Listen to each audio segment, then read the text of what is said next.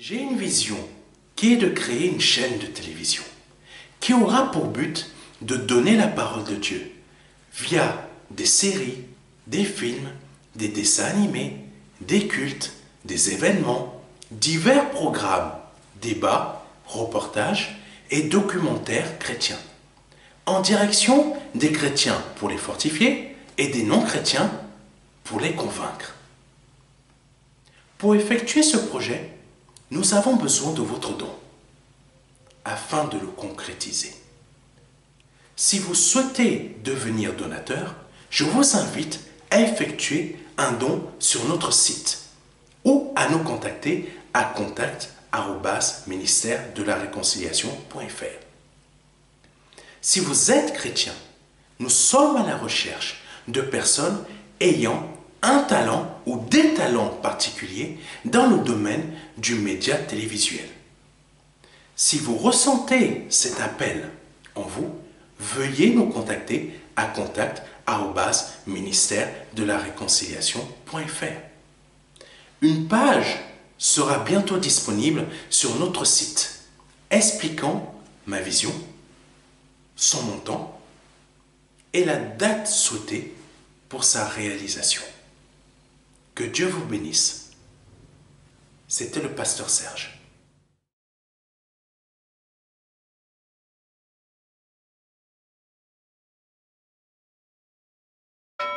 Merci, Papa. Merci, Seigneur Jésus. Merci, Papa, de ton amour. Merci de ta présence. Merci de ce que tu nous conduis. Merci de ce que tu nous remplis. Merci de conduire cet enseignement de ce soir. Cet enseignement de ce culte de prière que nous avons eu aujourd'hui. Merci de nous conduire afin qu'on puisse recevoir des paroles de réma de ta part, des paroles de révélation de ta part, des paroles d'enseignement de ta part. Parle-nous, Papa. Parle-nous aujourd'hui au travers de ton Esprit Saint et au travers de moi.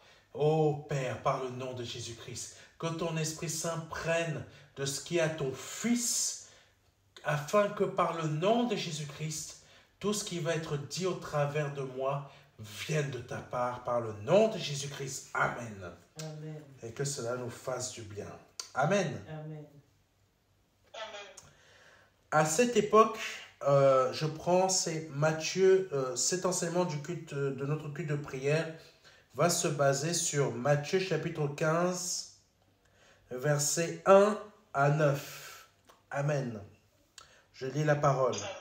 À cette époque, des pharisiens et des spécialistes de la loi vinrent de Jérusalem.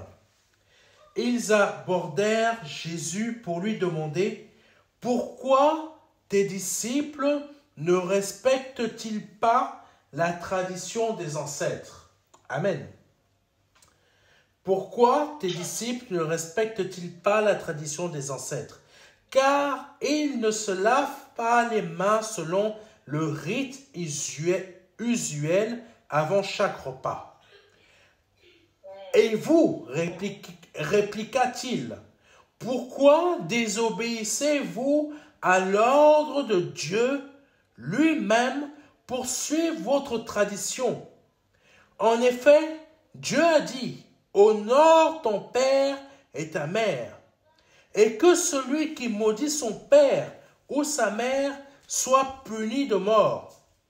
Mais vous, qu'enseignez-vous? Qu'il suffit de dire à son père ou à sa mère, Amen. Oh Seigneur Jésus-Christ. Oh Seigneur. Mais vous, qu'enseignez-vous? Qu'il suffit de dire à son père ou à sa mère, je fais offrande à Dieu d'une part de mes biens, avec laquelle j'aurais pu t'assister. Amen. Sois béni, Seigneur. Pour ne plus rien devoir à son père ou à sa mère. Ainsi, vous annulez la parole de Dieu et vous la remplacez par votre tradition.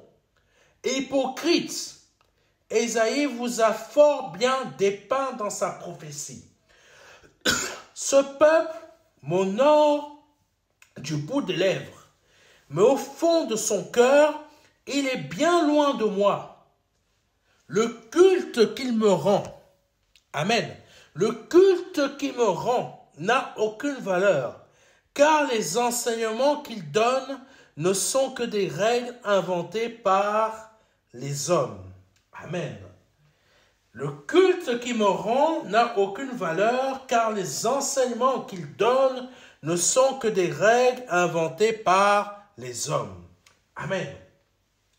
Là, nous voyons que les pharisiens sont venus attaquer encore le Seigneur, sont venus essayer de le piéger, plutôt lui faire un reproche. Amen. Ils sont venus pour lui faire un reproche. Parfois, dans notre travail ou dans le reste de notre vie, il y a des personnes qui vont venir nous voir pour nous faire des reproches. Ils ne viennent pas pour nous voir afin de nous encourager ou pour nous dire « ça, tu as bien fait ». Ça, c'est comme si. Ça, ce que tu as fait là, c'est bien. Continue. Essaye de t'améliorer dans ce domaine. Ou essaye comme ça. Non. Il y a des personnes qui viennent dans notre vie parfois, que ce soit professionnel ou autre. Ils viennent tout simplement dans le but de nous faire des reproches afin de nous descendre. Amen. C'est ce qui s'est passé pour le Seigneur. Les pharisiens, ces spécialistes de la loi, ce qui est assez fort, ce qui est quand même assez fort, c'est que les personnes qui vont toujours venir nous faire des reproches vont toujours se placer comme étant des personnes qui nous sont supérieures. Moi, je connais ça, je connais ci, donc c'est moi qui t'explique. Amen. Il y a des personnes, elles vont venir comme ça pour nous faire tel reproche, pour essayer de nous descendre. Amen. Là, les pharisiens étaient dans cette optique-là. Pourquoi tes disciples ne respectent-ils pas la tradition des ancêtres? Car ils ne se lavent pas les mains selon le rite usuel avant chaque repas. Ce qui m'a frappé dessus, dans cette question, dans ce reproche-là, pourquoi les pharisiens sont venus faire un reproche à Jésus et Jésus la reprend en disant « Et vous, répliqua-t-il, pourquoi désobéissez-vous à l'ordre de Dieu lui-même pour suivre vos traditions ?» Amen. Il y a des personnes qui vont venir nous faire des reproches, mais il y a aussi nous-mêmes, dans notre manière d'agir envers Dieu, pour agir d'une manière qui ne correspond pas à celle de Dieu. On va s'inventer ou nous-mêmes, on va avoir notre propre vie ou notre façon d'agir qui ne correspond pas à Dieu. Amen. Et après, on va faire des reproches à Dieu. Mais pourquoi, papa, ou pourquoi tu ne fais pas ça? Mais Dieu dit, mais pourquoi toi tu n'obéis pas à mes règles et que toi tu obéis à tes règles? Amen. Parfois, dans notre vie spirituelle, dans notre vie terrestre, dans notre vie sentimentale, dans notre vie professionnelle ou dans chaque domaine ou situation de notre vie, nous obéissons à nos propres règles à nous. Amen. Mais nous n'obéissons pas aux règles de Dieu dans notre vie. Amen. Nous ne faisons pas en sorte que Dieu soit glorifié dans notre vie professionnelle, glorifié dans notre vie sentimentale, glorifié dans chaque situation et domaine de notre vie terrestre comme spirituelle, mais nous avons le bagou, pour ne pas dire la honte, d'aller voir Dieu et lui dire « Mais pourquoi tu ne fais pas ça dans ma vie ?» Amen. Et Dieu nous dit « Mais pourquoi toi, tu ne fais pas selon mes règles? Pourquoi toi, tu agis selon tes traditions? Pourquoi toi, tu agis selon tes propres règles à toi? » Amen. Nous sommes très forts dans notre marche avec le Seigneur pour savoir détourner les règles de Dieu pour en faire d'autres choses et nous placer comme étant des spécialistes de la foi chrétienne. Amen. Spécialistes de la réussite en Jésus. C'est comme ça qu'il faut marcher. Mais on ne marche pas selon Dieu. C'est comme ça qu'il faut faire. Si tu veux réussir dans la vie, fais comme ça. Amen. Mais dans les faits, on n'agit pas comme le Seigneur voudrait que l'on agisse. Amen. Et en suivant nos propres règles, qu'est-ce qui se passe? Qu'est-ce qui se produit? Nous devenons comme les pharisiens. Nous allons voir le Seigneur le soir ou dans la journée, dans un moment de prière, pour lui dire, pourquoi tu ne fais pas ci dans ma vie? Pourquoi tu ne fais pas comme ça dans ma vie? Et le Seigneur nous dit, et toi, pourquoi tu désobéis à l'ordre de Dieu lui-même pour suivre tes propres pensées? Amen. Mes frères, mes sœurs, apprenons à suivre les pensées du Seigneur et non nos propres pensées. Amen. C'est très important. Parce que quand on continue à lire, à partir du verset 4, il est dit, en effet, Dieu a dit, honore ton père et ta mère, et que celui qui maudit son père ou sa mère soit puni de mort. Mais vous, qu'enseignez-vous? Qu'il suffit de dire à son père ou à sa mère, je fais offrande à Dieu d'une part de mes biens, avec laquelle j'aurais pu t'assister. C'est fort, ce que les pharisiens ils disaient. Ils avaient la possibilité d'honorer leurs parents. Amen. Les pharisiens, ils avaient la possibilité d'honorer leurs parents. Mais le problème, c'est que eux-mêmes, ils étaient en train d'enseigner au peuple d'Israël, viens financer nos besoins, veuillez financer nos besoins, mais votre parent là, abandonnez-les. Amen. C'est ça en fait que le Seigneur il est en train de dire. Vous avez préféré plutôt désobéir à la loi de Dieu qui disait, honore ton père et ta mère, et occupe-toi de tes parents. Parce que tes parents, quand tu es né, tes parents se sont occupés de toi. Amen. Tes parents se sont occupés de toi. Maintenant que tu es grand ou que tu es grande, tu ne veux plus aider tes parents. Amen. Tu ne veux plus aider tes parents. Je ne parle pas d'une manière forcément financière. Amen. Il y a différentes façons d'aider ses parents. Quand on n'a pas la possibilité de le faire financièrement. Mais quand on a la possibilité de le faire financièrement, on essaye. Amen. Mais il faut être sage aussi. Il faut être sage aussi pour ne pas laisser nos parents vouloir prendre le dessus sur nous. Amen. C'est important de comprendre ça. Donc, qu'est-ce que le Seigneur était en train de dire aux pharisiens, de leur reprocher? Il disait, vous préférez obéir à vos lois, mais vous préférez désobéir aux lois de Dieu. Vous emmenez le peuple d'Israël à apporter leurs finances, à apporter leurs offrandes, à apporter leurs dîmes chez vous, mais vous refusez qu'ils aident leurs parents. Comment on pourrait traduire ça dans notre foi d'aujourd'hui?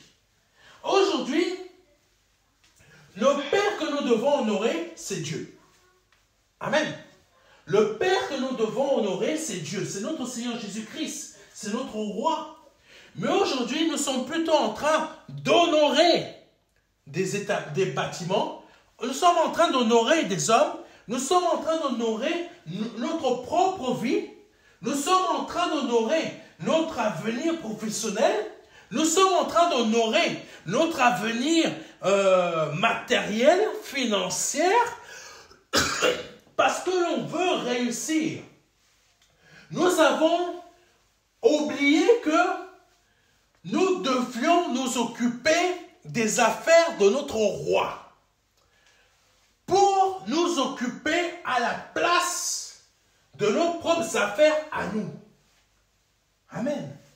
Nous sommes plus préoccupés de gérer notre avenir professionnel comme un gestionnaire de paye. Un gestionnaire de paye au niveau de la RH va s'occuper de gérer les payes des personnes. Amen. Et là, nous agissons de la même manière. Nous gérons notre avenir professionnel, notre avenir matériel, notre avenir financier, notre avenir sentimental, notre avenir, etc., etc., etc. Mais en aucun moment, on ne s'occupe pas de gérer les affaires du Père. Amen. En aucun moment, on s'occupe de gérer notre avenir concernant le salut. Amen. C'est ça que le Seigneur nous reprend aujourd'hui. Le Seigneur nous montre que tu t'es plus préoccupé, tu es un gestionnaire de tes affaires terrestres, mais tu ne veux pas devenir gestionnaire des affaires de ton roi. Amen. Aujourd'hui, le Seigneur veut nous ramener à la réalité redeviens gestionnaire des affaires de ton roi dans ta vie spirituelle. Reprends la gestion de ton cœur avec moi. Reprends la gestion de ton salut avec moi. Reprends la gestion de ta vie spirituelle avec moi. Reprends la gestion de ta communion avec moi. Reprends la gestion de ton amour fraternel avec tes frères et tes sœurs. Reprends cela. Mais aujourd'hui, nous sommes dans une gestion financière, matérielle, gestion comment on appelle ça, de réussite de notre vie humaine, terrestre. Parce que nous avons détourné la parole de Dieu dans notre sens. Quand on continue, il est dit, mais qu'enseignez-vous? Qu'il suffit de dire à son père ou à sa mère, je fais offrande à Dieu. Je fais offrande à Dieu d'une part de mes biens avec laquelle j'aurais pu t'assister. En fait, le Seigneur, il reproche aux pharisiens de dire à ces personnes, ou même qu'aux pharisiens eux-mêmes, tu préfères prendre une partie de tes biens et le remettre à l'église. Au lieu que dans la réalité, si plutôt ton père ou ta mère, là on ne parle pas du frère, de la sœur, de la tante, etc. Non, on parle de tes parents. On parle des parents. Le Seigneur parle des parents.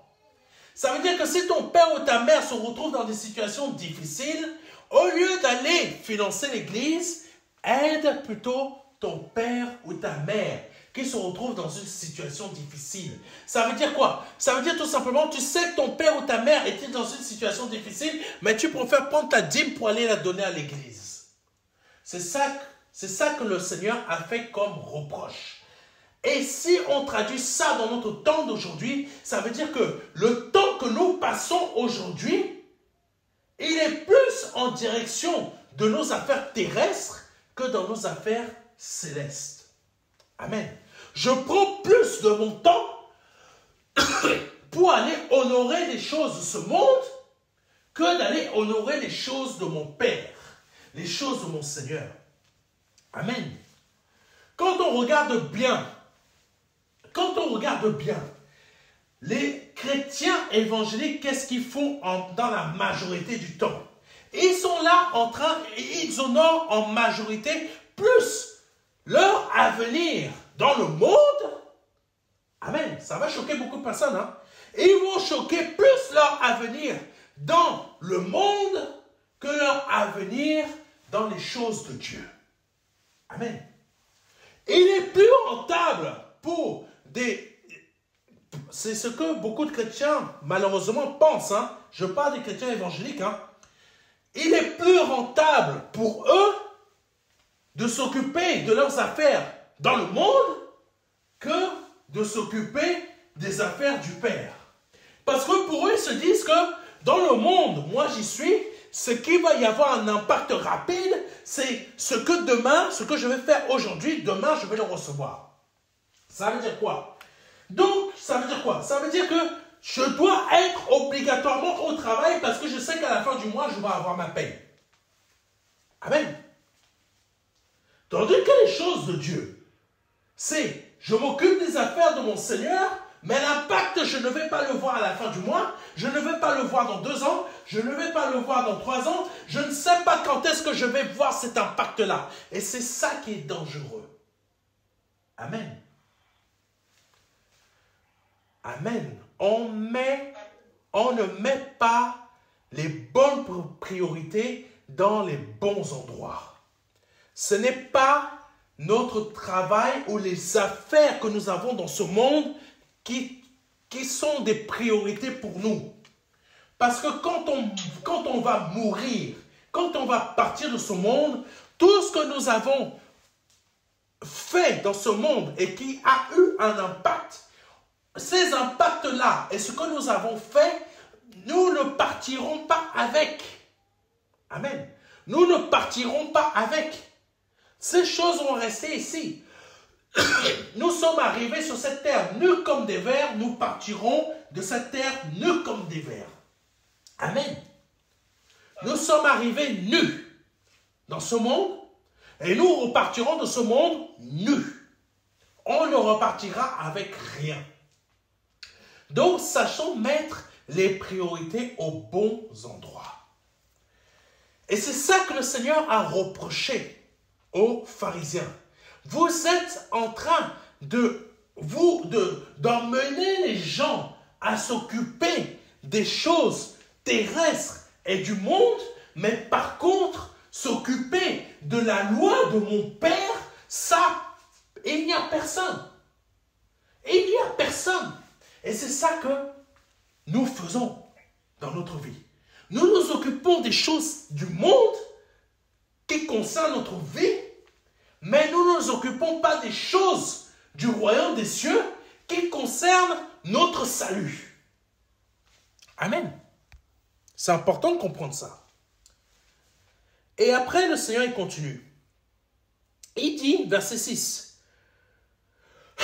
donc il disait, je fais offrande à Dieu d'une part de mes biens avec laquelle j'aurais pu t'assister. Verset 6, pour ne plus rien devoir à son père ou à sa mère. Amen. Pour ne plus rien devoir à son père ou à sa mère. Ainsi, vous annulez la parole de Dieu et vous la remplacez par votre tradition. C'est fort. Nous pouvons annuler la parole de Dieu dans notre vie. Nous pouvons annuler les promesses de Dieu dans notre vie, même si nous sommes chrétiens nés de nouveau. Comment? En appliquant nous-mêmes nos propres préceptes, nos propres lois, nos propres façons de penser. Dieu a dit comme ça, mais nous on va faire comme ça. Exemple, Dieu a dit, tu auras une seule femme, vous vous marierez. C'est ça que le Seigneur a dit. Mais que font beaucoup d'entre nous? Ils restent dans le concubinage. Ils restent dans le concubinage. Ils ne se marient pas. Combien de chrétiens évangéliques nés de nouveau sont aujourd'hui dans le concubinage? Qu'ils soient blancs, noirs, verts, jaunes, peu importe la couleur, ils sont dans le concubinage. Ils annulent la parole de Dieu, les promesses de Dieu dans leur vie en agissant selon leurs propres pensées. La parole de Dieu dit selon leurs propres traditions. Donc les pharisiens ont annulé la parole de Dieu dans leur vie, c'est-à-dire les promesses, les bénédictions, tout ce qui avait dit de la part de Moïse en leur faveur, ils ont tout annulé. C'est le même principe pour nous. Quand nous sommes en train d'agir selon nos propres pensées, nos propres réflexions, nos propres traditions, même si nous sommes chrétiens nés de nouveau, nous annulons les promesses de Dieu dans notre vie. Par exemple, Jérémie 29, verset 11. J'ai formé des projets en ta faveur, mais parce que j'agis selon mes pensées, j'annule les projets que Dieu a formés en ma faveur pour me protéger de toutes sortes de mauvais plans, des projets d'échec. Mais parce que tout simplement, j'agis selon mes propres réflexions, mes propres façons de penser, et non selon la loi et la volonté de Dieu, j'annule le Jérémie 29, verset 11 dans ma vie. C'est ça que le Seigneur nous dit. Nous sommes nous-mêmes nos propres destructeurs. Les pharisiens étaient eux-mêmes leurs destructeurs. Ce n'étaient pas les Romains. Parfois, nous sommes là en train de dire, c'est l'eux qui me veut du mal, c'est l'eux qui me veut ça. Mais dans la réalité, tu es toi-même ton propre destructeur. Parce que quand nous-mêmes, nous annulons la parole de Dieu dans notre vie, nous nous détruisons nous-mêmes. J'espère que quelqu'un me comprend. C'est ça que le Seigneur est en train de dire. Vous annulez la parole de Dieu en faveur, je reprends le verset. Pour ne plus rien devoir, verset 6 de Matthieu chapitre 15, pour ne plus rien devoir à son père ou à sa mère. Ainsi, vous annulez la parole de Dieu et vous la remplacez par votre tradition. Amen. La loi de Dieu, c'était quoi? C'était occupe-toi de tes parents. Mais les pharisiens ont préféré faire que le peuple ne s'occupe plus de leurs parents, mais donne leurs dîmes et leurs offrandes aux pharisiens eux-mêmes, à cette institution. Amen. Donc, quand nous-mêmes, nous sommes en train de tout donner au monde, parce que c'est ce que nous faisons. Je travaille, je passe mon temps à travailler dans la semaine. Peut-être je travaille 35 heures dans la semaine. Peut-être je travaille 37 heures. Peut-être je travaille 39 heures. Mais je ne passe pas un seul moment avec mon Dieu dans la semaine. Je peux passer du temps avec mon Dieu, soit en lisant la Bible, soit en priant, soit en méditant. Mais si je ne fais rien, soit en louant, en chantant.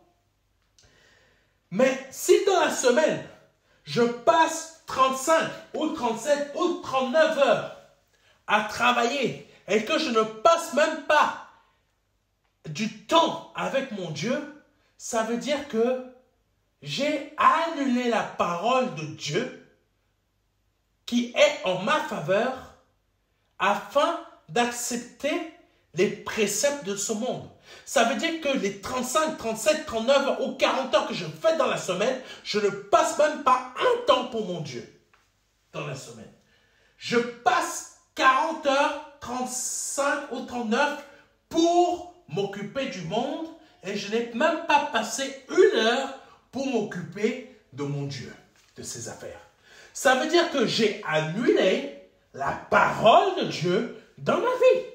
Je suis chrétien, né de nouveau, et ça, je veux dire à toutes les personnes qui vont m'entendre, c'est pas parce qu'on est né de nouveau que nous sommes sauvés. Nous devons travailler notre salut. Et si on ne travaille pas notre salut toute la semaine, mais que nous avons fait que travailler 40 heures, 35, 37 ou peu importe, et que nous n'avons rien fait pour notre salut, nous sommes dans le monde.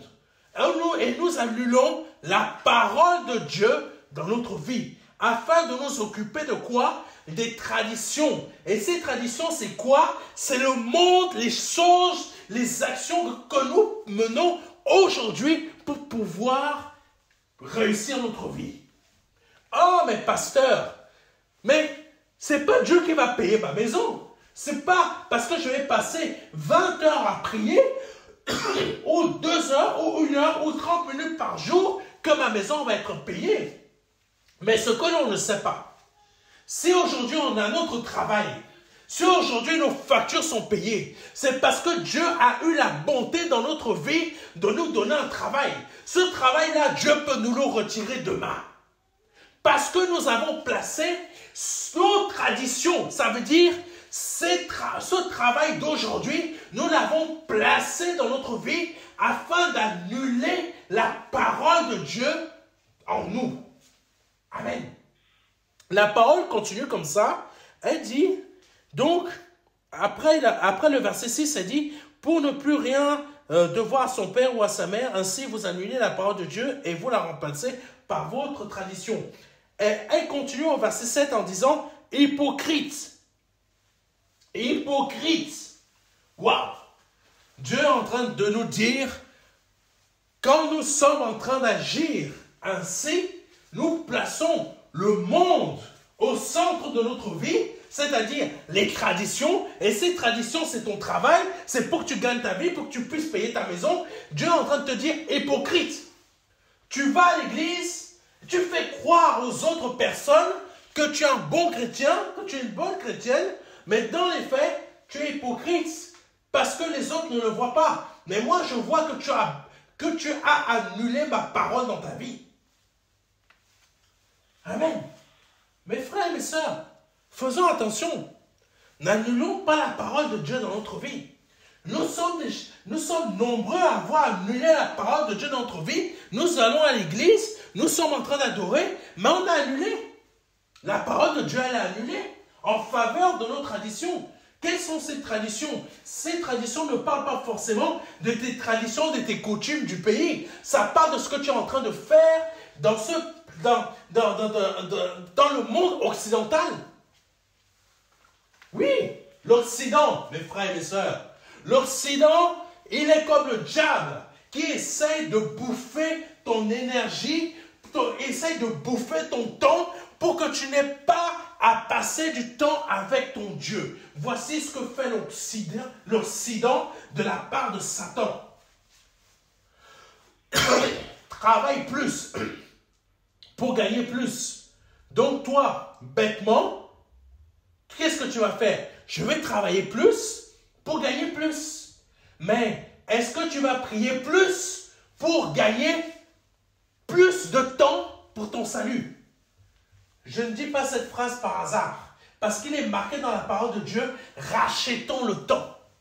Rachetons le temps. Est-ce que tu passes plus de temps dans ta semaine à racheter ton temps, ou tu passes plus de temps dans ta semaine à faire ton travail dans le monde, 39 heures, 40 heures, 37 heures?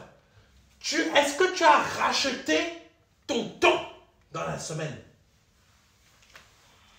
Amen. Est-ce que nous rachetons le temps? Est-ce que nous l'avons racheté? C'est la question que le Seigneur nous pose. Est-ce que tu as racheté ton temps? Tu as travaillé pour le monde.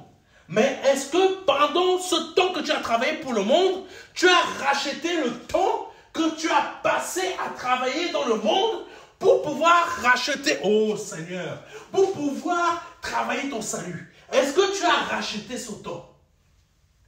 Quand tu passes 35, 37, peu importe, 27 heures, ou que tu es en temps partiel, ou je ne sais pas ce que tu fais dans ta vie, tu t'occupes de ta société, ou je ne sais pas quoi, mais que tu passes ton temps à t'occuper que de ça, et que tu n'as pas pris un seul moment pour t'occuper de ton salut, sache que ton temps là, il est perdu. Tu aurais dû prendre un moment pour racheter le temps que tu as donné dans le monde. Amen. Amen. C'est très important ce que je dis. C'est très important. Donc, quand on passe plus de temps dans le monde et qu'on ne passe aucun temps dans les affaires du Seigneur, nous ne rachetons pas notre temps, mais nous perdons, nous annulons la parole de Dieu dans notre vie pour la remplacer par nos traditions. Donc, ça veut dire tes actions que tu mènes dans le monde. Parce que tu as plus peur de perdre ton travail, tu as plus peur de perdre ta société, parce que tu n'as pas fait ce que ton client voulait. Tu as peur plus de ce genre de choses que de perdre ton salut. Pour toi, ton salut, il est abstrait. Ton salut, il n'est pas visible. Ce qui est visible pour toi, c'est la Audi qui est devant ton garage. C'est la Audi qui est devant ta maison. C'est la belle Audi, je ne sais pas, A4 ou A5, cette voiture-là qui vaut 90 000 €, que quand tu roules avec, même les frères en Christ ils vont dire « Waouh, t'es béni ». Ça, c'est visible pour toi. Mais ton salut n'est pas visible. Donc, tu ne passes pas du temps pour... Ah, voilà ce que le Seigneur dit. Ta maison, elle est visible. Donc, ce qui est visible que tu peux toucher comme ça matériellement, ta main, elle touche les briques de ta maison. Elle touche ta maison comme ça. Tu vas dire, waouh, ça c'est visible. Ça c'est visible. Merci Seigneur. Parce que là, je touche ta bénédiction. Je touche ta bénédiction de tes mains. Tu vas voir ta femme. Ah, je touche ma femme de mes mains. Toutes ces formes. Oh, waouh, waouh, ça c'est la bénédiction. Waouh, mes enfants, je vous touche. Waouh. Mais ton salut, parce que tu ne le touches pas, tu ne passes pas du temps. Tu ne rachètes pas le temps. Amen. Donc le Seigneur il dit au verset 7, hypocrite. Et Isaïe vous a fort bien dépeint dans sa prophétie. Ce peuple m'honore du bout des lèvres, mais au fond de son cœur, il est bien loin de moi. Nous adorons, nous disons, Seigneur, je t'adore, je t'aime. Waouh, Seigneur, tu es magnifique dans ma vie. Oh, Seigneur, que tu me rendes prospère, que tu me rendes fécond. Même là, que vraiment ta magnificence soit dans ma vie. Que là, que je brille comme ça, que mon étoile soit au firmament. Et là, comme ça, des prières comme ça. Mais la parole de Dieu dit, ce peuple m'honore du bout des lèvres, mais au fond de son cœur, il est bien loin de moi. Amen. Certains d'entre nous, nous sommes bien loin du cœur de Dieu. Mais nous allons à l'église, nous prions, nous louons Dieu, nous sommes dans des services, nous donnons nos offrandes, nous donnons nos dîmes. Mais dans les faits, notre cœur est bien loin de Dieu. Et au verset 9, il est dit, « Le culte qui me rend n'a aucune valeur. » Waouh! Voici ce que Dieu nous dit à certains d'entre nous. Ce que nous faisons, je me souviens d'un frère qui m'avait appelé, il avait perdu la foi. Il était responsable financier d'une assemblée protestante. Et il m'appelle, il me dit, je suis le trésorier. Mais lui, il avait perdu la foi, il n'y était plus. Il n'était plus en phase avec Dieu. Mais il allait à l'église. Parce qu'il avait un poste honorable dans l'église. Il s'occupe de la trésorerie. Un poste important. Le pasteur, son propre pasteur, ne sait pas qu'il a perdu la foi. Son propre pasteur pense que, ah non, lui, il fait partie de mon équipe, c'est un membre stable. Il est le trésorier, il ne peut pas perdre la foi. Mais ce monsieur, il a une vie d'une stabilité incroyable. Il ne manque pas d'argent, mais son cœur n'est plus avec Dieu. Combien de chrétiens évangéliques en France ou protestants sont dans leur assemblée, font croire à leur pasteur, je suis là, tu me vois, je suis un membre stable de l'église, mais Dieu voit le cœur et il voit que cette personne n'est pas avec moi. Si aujourd'hui tu es dans ce cas, je t'invite à changer rapidement. Parce que le Seigneur dit, le culte qui me rend n'a aucune valeur, car les enseignements qu'il donne ne sont que des règles inventées par des hommes. Donc aujourd'hui, nous pouvons parfois avoir une vie chrétienne évangélique, mais dans les faits, nous ne rendons pas un vrai culte à Dieu. Nous rendons un faux culte à Dieu. Le Seigneur nous interpelle aujourd'hui afin de nous rappeler que le monde n'est pas notre priorité dans notre vie. Le Seigneur a dit au Père, je ne te demande pas de les retirer du monde, je te demande de les garder. Aujourd'hui, malheureusement, beaucoup ont fait le choix d'être dans l'église, mais d'être dans le monde en même temps. Ce n'est pas parce qu'ils viennent à l'église, qu'ils sont dans le service, qu'ils donnent leur offrande, qu'ils donnent leur dîme, et je ne sais pas quoi, qu'ils appartiennent à Dieu. Parce que Dieu a dit, dans les versets que nous venons de lire, qu'ils ne sont pas avec moi. Donc le Seigneur veut que nous soyons réellement avec lui, que nous rachetions le temps. Nous pouvons passer 35, 37, 40 heures dans la semaine à travailler, mais sachons racheter le temps que nous avons donné au monde, en passant du temps dans notre communion personnelle avec Dieu et en ayant un cœur vrai avec Dieu et non un cœur faux. Que Dieu soit béni, que Dieu soit glorifié. C'est le message que le Seigneur a mis à mon cœur de partager aujourd'hui. Si c'est la première fois que vous entendez un de mes messages et souhaitez donner votre vie au Seigneur Jésus-Christ, je vous invite à répéter après moi. Seigneur, je te demande pardon pour mes péchés. Je te demande pardon pour mes péchés. Je reconnais que là tu viens de me montrer que mon cœur était dans l'erreur. Je pensais que j'étais dans la bonne direction, mais là je viens de voir et de constater que j'étais dans l'erreur. Je te prie de me pardonner, parce qu'aujourd'hui je reconnais que je suis dans le péché. Je pensais être dans la bonne direction, mais je viens de voir que j'étais dans la mauvaise. Je te demande pardon et je m'en repens. Je reconnais que tu es Dieu, que le Père t'a formé encore, t'a envoyé sur cette terre pour mourir à la croix pour moi et verser ton sang à la croix pour moi pour la rémission de mes péchés. Je crois que par cette action, je suis mal lavé de mes péchés. Tu as effacé mes peines, mes erreurs et mes fautes par le nom de Jésus-Christ.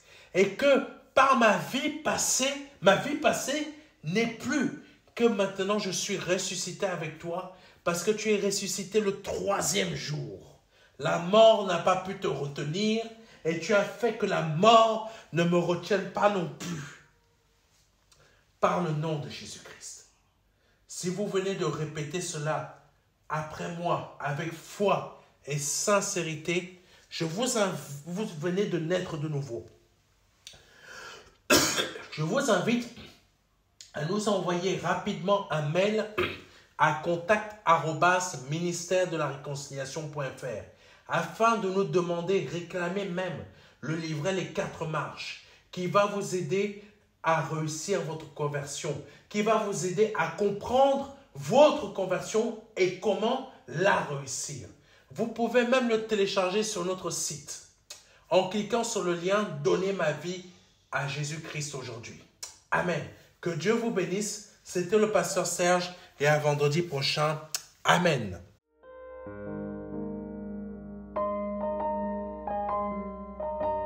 Jean 3, verset 16. Dieu a tant aimé le monde qu'il a donné son Fils unique Fils, afin que quiconque croit ait la vie éternelle. C'est un don, c'est une promesse que Dieu vous fait. C'est une grâce que Dieu est en train de vous faire, parce que nous sommes sous la période de la grâce. C'est un très grand cadeau.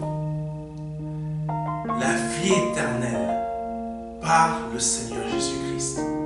Aujourd'hui, vous avez la possibilité de passer par la porte étroite, parce que le royaume des cieux vient frapper à votre porte. Oui, je vous le dis, le royaume des cieux vient frapper à votre porte.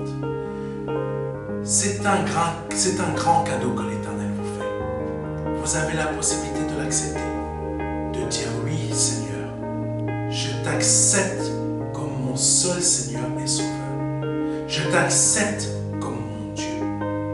J'accepte de t'ouvrir la porte de mon cœur afin que tu rentres dans ma vie et afin que je me libère de mes péchés et que je les confesse devant toi et que je me répands de ma vie passée, de ces offenses, de toutes ces choses que je confesse devant ta face aujourd'hui. Je reconnais qu'il faut que je passe par cette porte étroite. Cette porte étroite dont le nom est Jésus. J'accepte de te donner ma vie aujourd'hui. Le Seigneur vous appelle à le faire aujourd'hui afin que vous puissiez passer de la mort à la vie. Parce qu'aujourd'hui est peut-être votre dernier jour. Vous ne le savez pas. Peut-être aujourd'hui, c'est le jour où le Seigneur vous appelle à vous donner à lui, à donner votre vie au seul Dieu, au seul et unique Dieu, le Dieu vivant et vrai. Vous avez la possibilité de le faire aujourd'hui parce que c'est la seule porte qui existe. C'est une porte étroite. C'est une porte qu'il faut emprunter pour pouvoir accéder au salut.